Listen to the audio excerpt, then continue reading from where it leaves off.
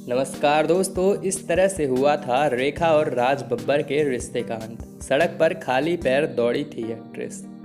अक्सर अमिताभ बच्चन और रेखा की लव स्टोरी सुर्खियों में रहती है, मगर कम ही लोग ये जानते होंगे कि एक वक्त ऐसा भी था जब रेखा और राज बब्बर के बीच प्यार बढ़ने लगा था। ये उस समय की बात है जब राज बब्बर की पत्नी स्मिता पाटिल साल 1986 में बच्चे को जन्म देते हुए दुनिया छोड़कर चली गई थी, जिसके बाद राज बब्बर पूरी तरीके से टूट गए थे। वहीं दूसरी तरफ रेखा भी बिग बी से अलग हो चुकी थी। दोनों ही अपने अपने दुखों में डूबे हुए थे, जिसके बाद दोनों को सहारे की आवश्यकता थी। जब राज बब्बर और रेखा साथ में फिल्म कर रहे थे तब ये दोनों अकेले थे।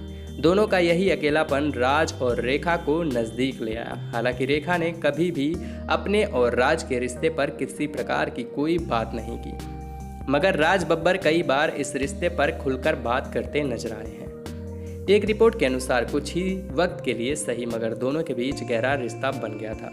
राज बब्बर अपनी पहली पत्नी के पास वापस जाना चाहते थे, मगर रेखा उन्हें जाने नहीं दिया। रिपोर्ट के मुताबिक एक दिन दोनों के बीच इसी बात को लेकर मुंबई की सड़क पर बहस हो गई थी, जिसके बाद रेखा गुस्से में नंगे पैर ही वहां से दौड़ती चली गई थी। यह नज़ारा वहां मौजूद लोगों के लिए बहुत हैरानी भरा था। कहते हैं कि वो दिन था जब दोनों के रिश्ते का अंत हो गया था। रेखा से जब भी उस दिन के बारे में पूछा जाता है तो वे यही कहती हैं कि ऐसा कुछ हुआ ही नहीं, लेकिन इस दिन वहां मौजूद लोगों ने रेखा को खाली पैर सड़कों पर दौड़ते देखा था।